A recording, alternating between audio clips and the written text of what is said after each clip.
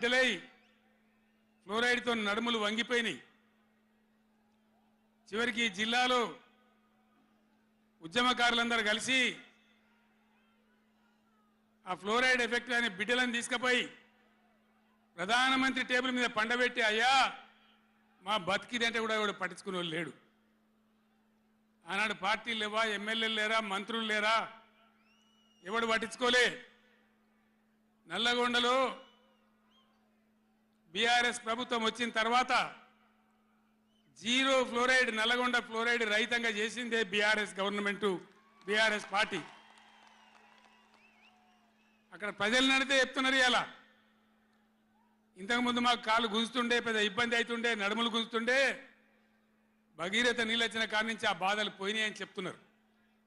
ఎవరిని అడిగినా కూడా చెప్తున్నారు. ఏనాడు ఏ నాయకుడు పట్టించుకోలే. ఇప్పుడు జరుగుతున్నది ఏంది? ఈ సభ పెట్టింది కొంతమంది సన్నాసులు తెలివిలేక వాళ్లకు వ్యతిరేకమని అనుకుంటున్నారు. నేను ఒక్కటే మాటలో జరగవలసింది చెప్తా.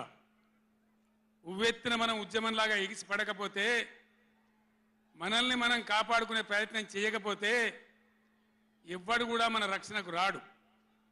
మీరు ఈ మాట రాసి పెట్టుకొని మీ గుండెలలో. ఎవడు రాడు. ఆనాడు ఫ్లోరైడ్ నాడు ఎవడు రాలే. ఓట్లున్నప్పుడు వస్తారు నంగనాచి కబుర్లు చెప్పి, కానీ తర్వాత ఎవడు రాడు. ఓటు గుద్దినం గడ్డకెక్కిందంటే మన ఈపుల గుద్ది మనని బొందలు నూకుతుండే తప్ప ఎవడు రాలే.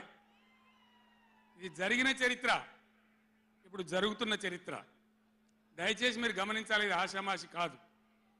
ఇది చిల్లర మల్లర రాజకీయ సభ కాదు. రాష్ట్ర ప్రభుత్వానికి కాదు, రాష్ట్ర నాయకులకు కాదు.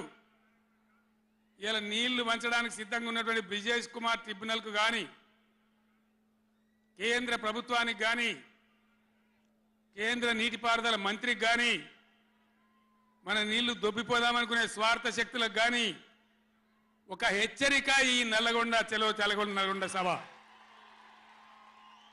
ఇది ఏ ఒక్కరికో, ఒక వ్యక్తికో, కొద్ది మంది గురించో, పిటికడ మంది గురించి